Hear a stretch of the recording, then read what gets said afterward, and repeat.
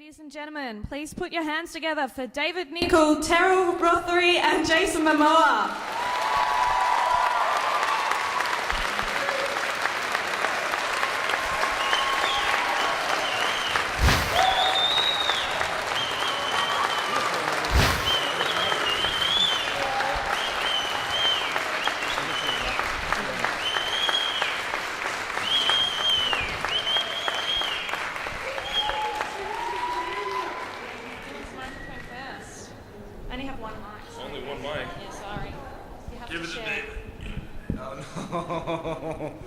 I'll answer all of Jason's questions. Yeah. Uh-huh. Yeah, what? Okay. I don't remember. Does that cover it? Hi, Adelaide. How are you going? Where are you going? I love you, Adelaide.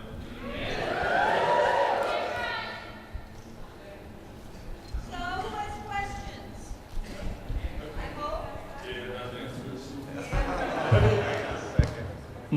My question's aimed at Jason Momoa. What was it like to learn a completely fictional language? Yeah, I'm not really that good at speaking English, so it was extremely challenging for me. I just locked myself up and drank a lot of Guinness and ate a lot of pizza, and just sat around I had about a month to learn it, because when I showed up, it was like broken English. That's how I got the audition. And then when I showed up, they were like, we want you to learn this language because it would be great. The girl would probably learn how to speak Dothraki, and I'm like, oh, that's awesome. And then they showed me the language, and I was like, and just locked myself up. And it's just kind of like learning a messed up song, like really just a. Or like learning Australian.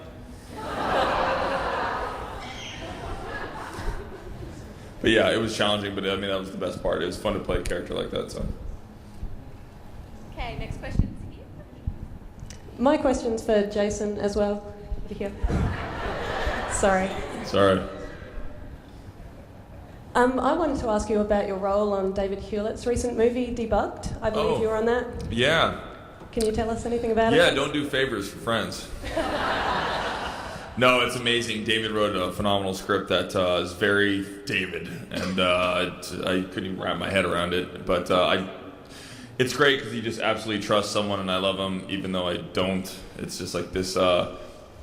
Really, it's almost like 2001 meets. It's so fucking David. But I'd love to tell you more about it, but I don't want to ruin it for you. But I play a character that's kind of like Colonel Kurtz meets 2001 meets like Tyler Durden meets David Bowie. Basically, it's David's dream to dress me up like Duran Duran and then kill me 6 times.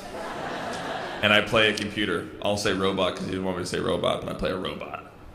But it's great, and he's amazing in doing his thing, and it's really cool. I was glad I could do it. I'm sorry, this photo. This question's also for Jason. I'm really sorry, guys. Yeah. Oh. I was just wondering, I saw a tattoo on your arm last night on the back. I was just wondering what it meant. That's a Charles Baudelaire quote. It's one of my favorite poems. It means always be drunken.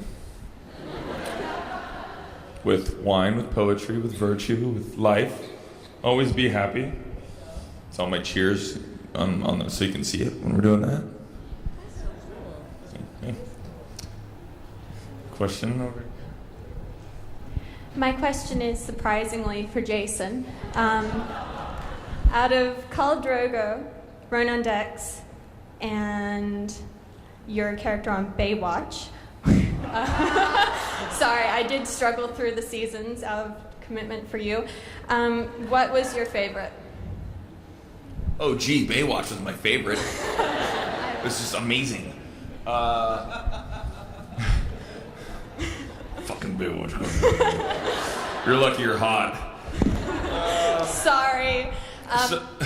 I mean, my favorite thing was working on Stargate Atlantis because it was 4 years of college, and I'm really close to everyone on it, and it was amazing, and we laughed. I just got paid to laugh. And but the most challenging character I've ever played is Khal Drogo. He's one of a kind. So. How did you describe him? A lion crossed with a silverback? Yeah. He's just a bit. Yeah. Yeah. He's a lion / silverback. So. I know. Also, next year you have a dinner. Could you please ask them to release more tickets because they're very quickly sold out?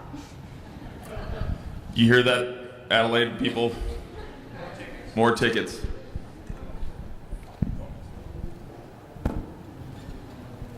Oh, yes, We also sold out of asking me questions, so there's a.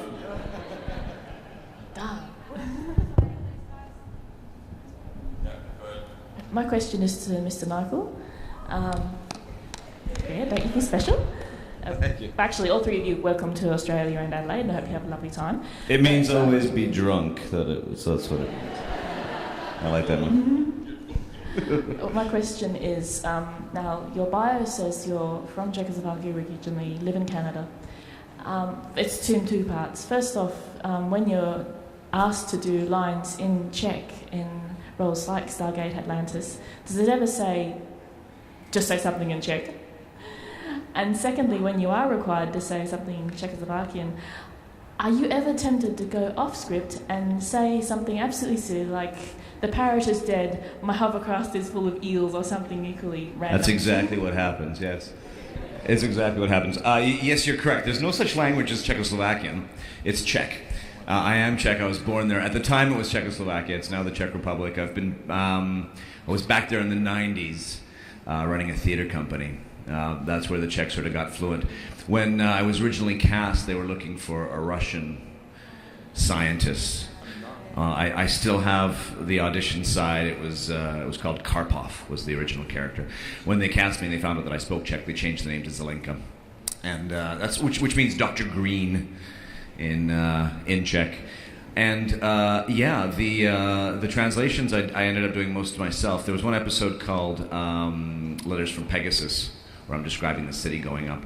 And in that one particular episode, they wanted the text, it's a paragraph learned in English. They call it a bottle show. A bottle show is basically their way of saying recycling. They've paid $1 million for this effect of the city to rise up, and they just wanted to use it again. And the law in filmmaking is don't describe what you're already showing, right? So they figured that, if I'm describing it in Czech, no one's going to know what's going on. So, but the network got nervous, and they thought, well, who's going to really want to listen to Czech and watch Czech? So Andy Mikita, I think it was Andy. No, it was That's a Party. It was the other guy. It doesn't matter. It was 6 o'clock in the morning when we did the take, and it was one take. I did the shot in Czech, and I said, okay, let's go on and do the one in English. And they wrapped up the camera, and they said, no, we're not doing the English version, so that they have only that one to go with. So that's what I did. And most of the other translations I did myself, and that's real, genuine swearing. And I did say some non sequiturs that I've been caught out on, but things that didn't make sense. Most notably was in one of the episodes I said, I can't work with these actors anymore. Which is only partially true. All right, I actually have a question for Terrell. Where are you? Oh, there you are. What was it like working on Caprica compared to SG-1, where Caprica was a lot of green screens and different backdrops and stuff, where SG-1 had the actual physical areas and that were around you? My stuff on Caprica wasn't green screen. I didn't have a lot of that. I just got to have sex with Isai Morales. Yeah. Did any of you guys see that show? Any of you? And you're a Dom as... I play a Dom, so I ended fantastic. up being his mom. My character was his mom, yeah. So yeah, there was no difference really. It was just two different characters, and it was fun. Yeah. I should put my glasses on so I can see. Hello, I have a question for all three of you. Okay. If you could play any other Stargate character within the whole 3 different shows, and you could play anyone, male or female, who would you choose? I'd be him. I'd be Terrell.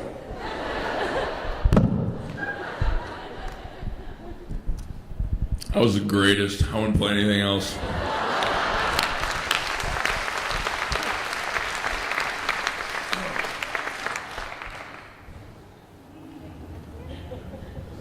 Okay then. Anybody else? Oh, we did. Okay. Yep. My question is for David. After working on Atlantis for such a long time, didn't you really want to kill McKay?